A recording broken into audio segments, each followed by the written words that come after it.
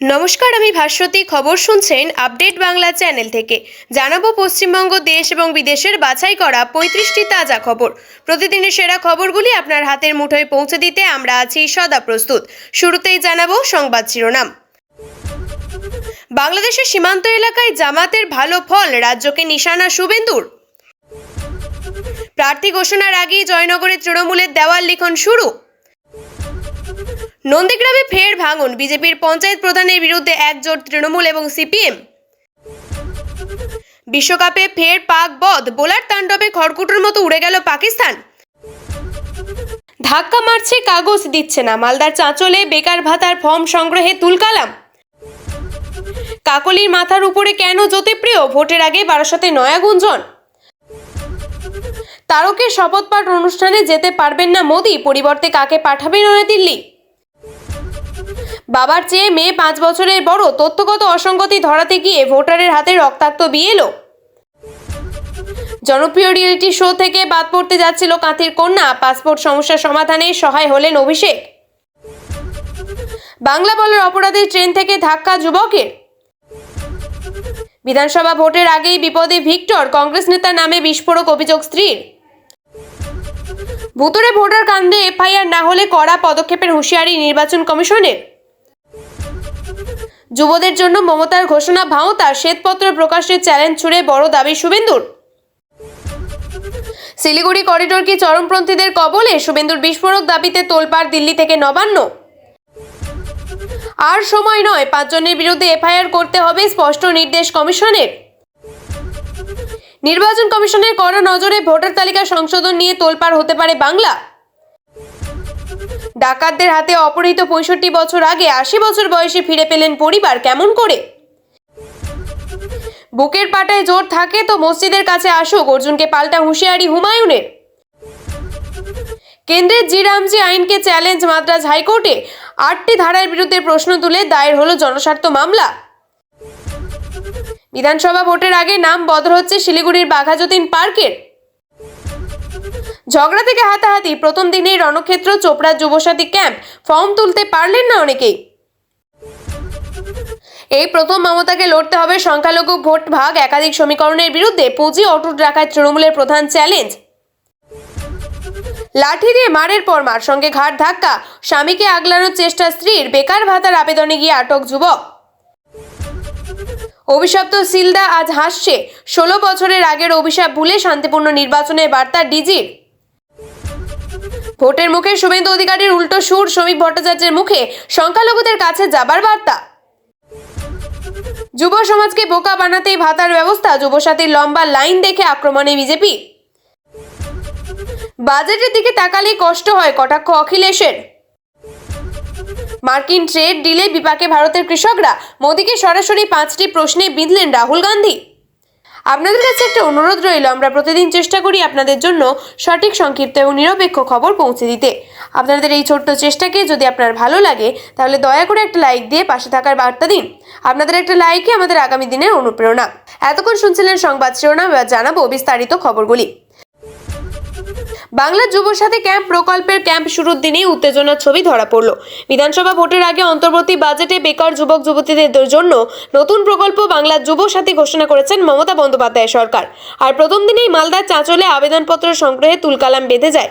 আবেদনকারীর অভিযোগ, ভোরবেলা থেকে আমরা দাঁড়িয়ে, এই সিস্টেমটা আগে করতে হতো, আজকে 1500 টাকার জন্য এখানে পড়ে আছি। মমতা বন্দ্যোপাধ্যায় এরকম সিস্টেম করেছে, একটা মহিলা যদি কিছু হয়ে যায় কে দায় নেবে? বিদেশে যাচ্ছি, কাজ পাচ্ছি না, আর এখানে আসলেও এই সমস্যা। সকাল থেকে চাঁচল 1 নম্বর ব্লকের পাঞ্চালি মাঠে ভিড় জমছিল। আবেদনকারীদের দাবি, মহিলা এবং পুরুষের আলাদা লাইন না করে উত্তেজনা সৃষ্টি হয়। আরেল আবেদনকারীর কথায়, আমরা কত কষ্ট করে এসেছি, আমাদের ধাক্কা মারছে, আমাদের কাগজ দিচ্ছে না, আমরা কি করে এখানে দাঁড়াবো? আমরা তো অসহায় মানুষ। প্রথমে চলতি বছরের 15ই আগস্ট থেকে এই প্রকল্প চালু হওয়ার কথা থাকলেও পরে তা প্রায় 4 মাস এগিয়ে এনেছেন মুখ্যমন্ত্রী মমতা বন্দ্যোপাধ্যায়। এরই মধ্যে রবিবার এই বিশৃঙ্খলাকে কেন্দ্র করে শুরু হয়েছে রাজনৈতিক চর্চা। চাঁচলের পাশাপাশি উত্তর দিনাজপুরের চোপড়াতে অশান্তির ছবি ধরা পড়ল। স্থানীয় বাসিন্দাদের দাবি, দীর্ঘ লাইনে কেউ রটিয়ে দেয় যে লাইনের পিছনে থাকা ব্যক্তিদের আগে সুবিধা করে দেওয়া হচ্ছে। এরপরেই পুলিশের সঙ্গে বচসায় জড়ান এক যুবক, পাল্টা মারধর করে পুলিশ। প্রসঙ্গত, বেকার যুবকদের 1500 টাকা করে ভাতা দেওয়া হবে প্রকল্পে। অন্তর্বর্তী বাজেটে ঘোষণা করেন মুখ্যমন্ত্রী মমতা বন্দ্যোপাধ্যায়। 15ই আগস্ট থেকে চালুর ঘোষণা বাজেটে। পরে 4 মাস এগিয়ে আনা হলো প্রকল্প শুরুর আগে আক্রমণ শুভেন্দু অধিকারী। পাল্টা জবাব শাসক দলেরও। সব অনলাইন হয়ে যাওয়ার পরেও কেন শিবিরে করে ফর্ম? কেন অনলাইন পোর্টালের মাধ্যমে আবেদন গ্রহণযোগ্য নয়? প্রশ্ন শুভেন্দুর। সারা দেশে 11 বছরে নতুন করে 17 কোটি বেকার তৈরি হচ্ছে। কেন্দ্রীয় মন্ত্রণার পরেও রাজ্যে কর্মসংস্থান তৈরি করছে পাল্টা তৃণমূল। দরজায় কড়া নাড়ছে বিধানসভা নির্বাচন আর ভোটকে মাথায় রেখে বারাসাত সাংগঠনিক জেলার জন্য নির্বাচনী কোর কমিটি গঠন করেছে তৃণমূল। আর সেই কোর কমিটি সামনে আসার পরেই নতুন গুঞ্জন শুরু হয়েছে। এমনিতে তৃণমূলের বারাসাত সাংগঠনিক জেলার সভাপতি হলেন সাংসদ কাকলি ঘোষ দস্তিদার, কিন্তু নির্বাচনের কোর কমিটিতে তিনি একজন সদস্য হিসাবে রয়েছেন। তার মাথায় কমিটির আহ্বায়ক হিসাবে রয়েছেন রাজ্যের মন্ত্রী রথীন ঘোষ, আর কমিটির সহ আহ্বায়ক করা হয়েছে প্রাক্তন মন্ত্রী জ্যোতিপ্রিয় মল্লিককে। কমিটিতে কাকলির মাথায় জ্যোতিপ্রিয়কে বসানো নিয়ে রাজনৈতিক মহলে জোর জল্পনা শুরু হয়েছে। নির্বাচনী কোর কমিটিতে জ্যোতিপ্রিয় মল্লিক যেমন সহ আহ্বায়ক হিসাবে রয়েছেন, তেমনই সদস্য হিসাবে রয়েছেন আনিসুর রহমান ওরফে বিদেশ। রেশন দুর্নীতি মামলায় জ্যোতিপ্রিয়র পাশাপাশি আনিসুরকেও গ্রেপ্তার করেছিল কেন্দ্রীয় তদন্তকারী সংস্থা। আসন্ন বিধানসভা নির্বাচনে সংসদ বারাসাত সংসদীয় জেলা 7টা নির্বাচনে কারা প্রার্থী হবেন, কিভাবে নির্বাচন পরিচালনা করা হবে তা নিয়েও মুখ্য ভূমিকা পালন করবে এই কোর কমিটি। রেশন মামলায় অভিযুক্ত 2 জনের তৃণমূলের এই কোর কমিটিতে থাকা নিয়ে খোঁচা দিয়েছেন বিরোধীরা।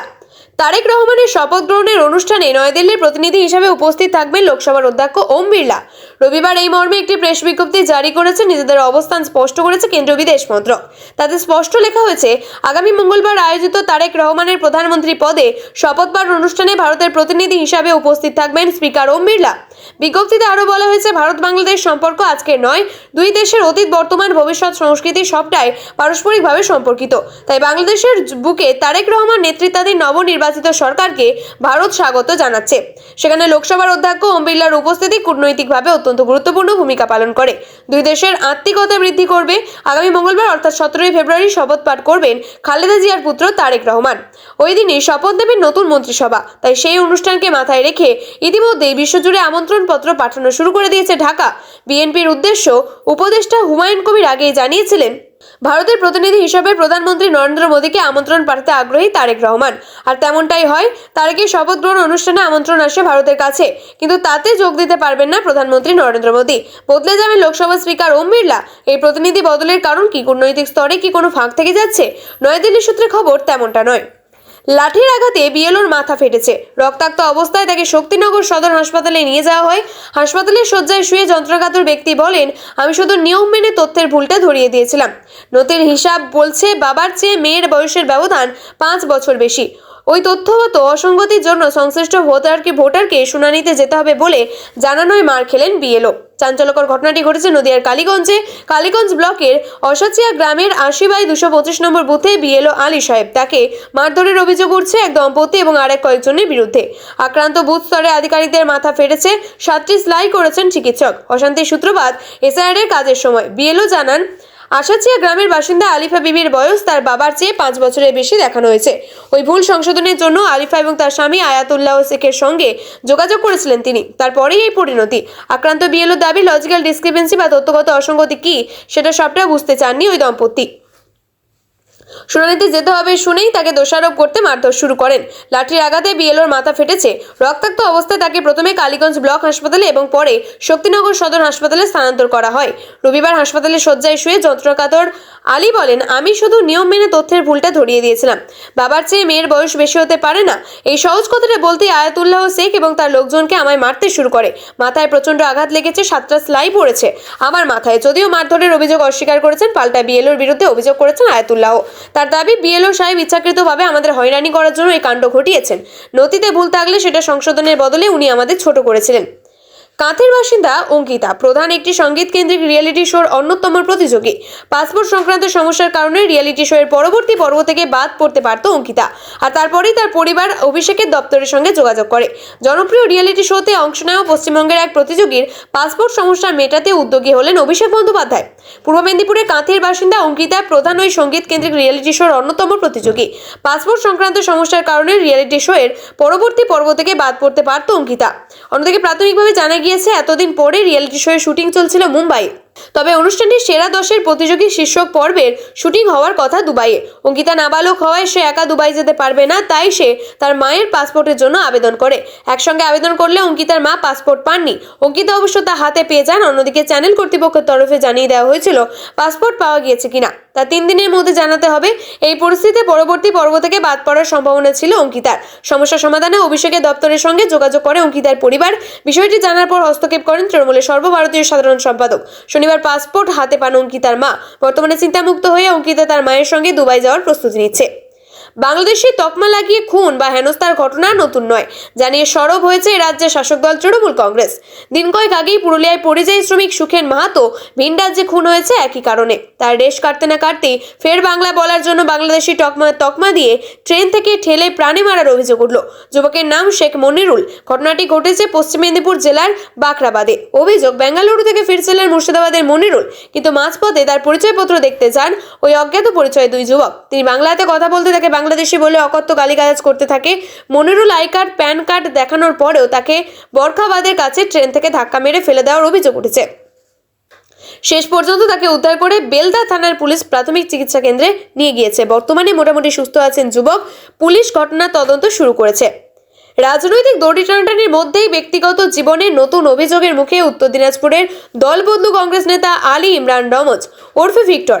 একদিকে যখন তার রাজনৈতিক পরিচয় নিয়ে স্থানীয় মানুষের মধ্যে অনিশ্চয়তা তৈরি হয়েছে, তখন খোদ তার স্ত্রী তার বিরুদ্ধে চারিত্রিক বদনামের অভিযোগ তুললেন। ভিক্টরকে নিয়ে যখন বিধানসভা নির্বাচনের আগে আশার আলো দেখছে কংগ্রেস এবং বাম দল উভয় পক্ষই, সেই সময় তার বিরুদ্ধে স্ত্রীকে মানসিক এবং শারীরিক নির্যাতনের অভিযোগ। উত্তর দিনাজপুরের চাকুলিয়া আসন থেকে ফরওয়ার্ড ব্লকের টিকিটে ভিক্টর 2011 থেকে 2021-এর বিধায়ক ছিলেন।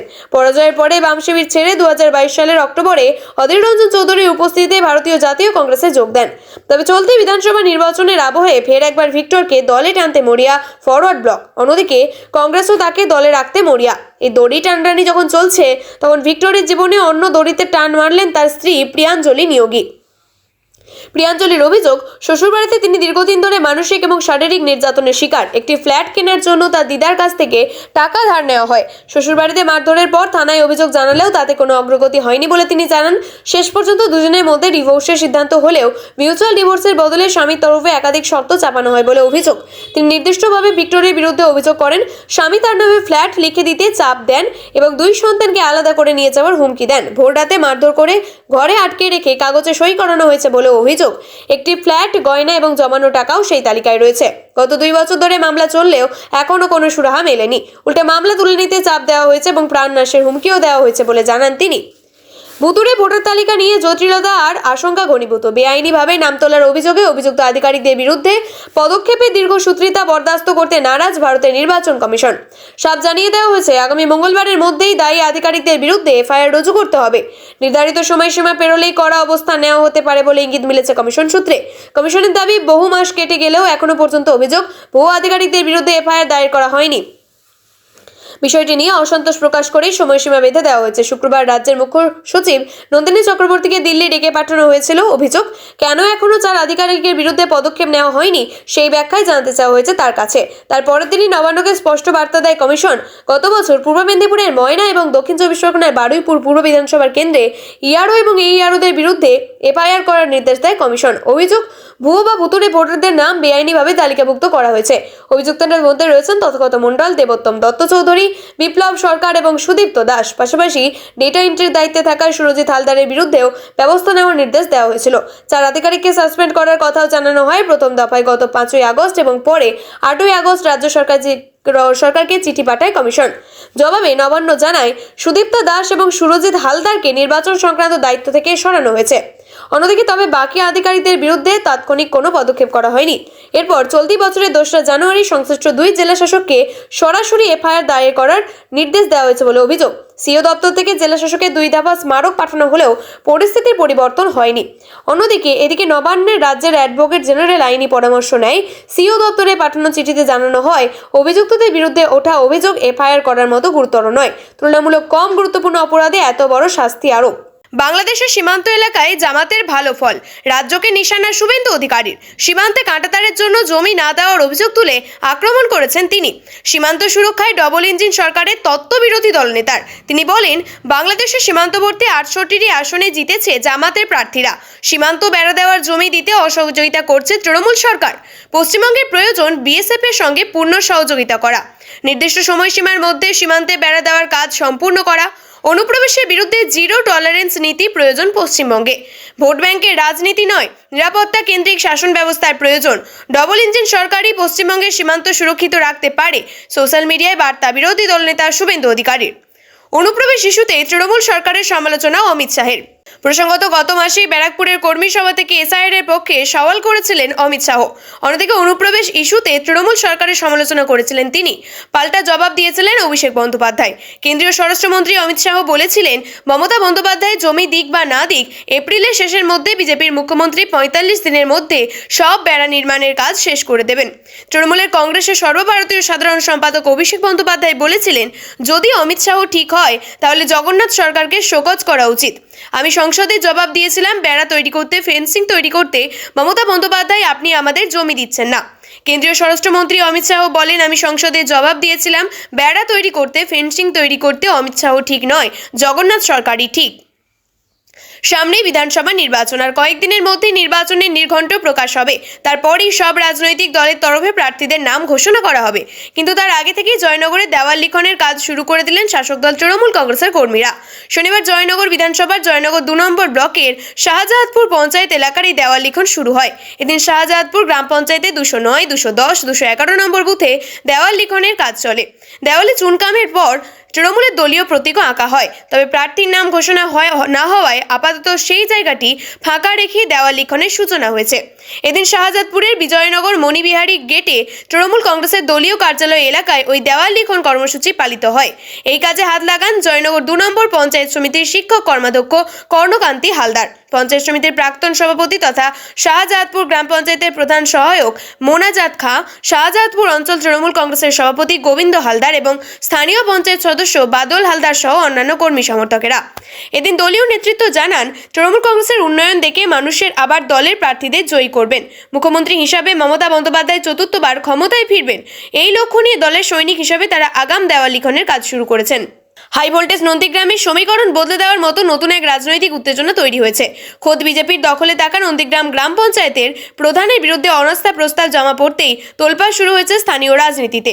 তবে সবথেকে বড় চমক অন্য জায়গায়। গেরুয়া শিবিরের প্রধানকে সরাতে একই মঞ্চে এসে দাঁড়িয়েছেন তৃণমূল, সিপিএম এবং খোদ বিজেপির বিক্ষুব্ধ সদস্যরা। বিদ্রোহী সদস্যদের অভিযোগ, এলাকায় কোনো কাজ হচ্ছে না এবং প্রধান নিজের ইচ্ছে মতো পঞ্চায়েত পরিচালনা করছেন। সাধারণ মানুষের স্বার্থেই তার এই অনাস্থা আনতে বাধ্য হয়েছেন বলে দাবি করেছেন রাজনৈতিক শিবিরের প্রতিক্রিয়া। এই ঘটনায় নন্দীগ্রামের বিজেপি জেলা নেতৃত্ব কার্যত মৌনব্রত পালন করছেন। অন্যদিকে এই অদ্ভুত জোট নিয়ে খোঁজা দিতে ছাড়েনি বাম শিবিরও। সিপিএম নেতা পরিতোষ পট্টনায়ক তৃণমূল এবং বিজেপি উভয় দলকেই আক্রমণ করে বলেন, শাসক এবং বিরোধী দুই দলই মুদ্রার এপিঠ এবং ওপিঠ। এখানে কে কার সাথে ঘর করছে বোঝা দেয়। পঞ্চায়েতের অন্দরে চলা এই সংঘাতের জেরে নন্দীগ্রামের প্রশাসনিক কাজ আপাতত থমকে যাওয়ার আশঙ্কা তৈরি হয়েছে।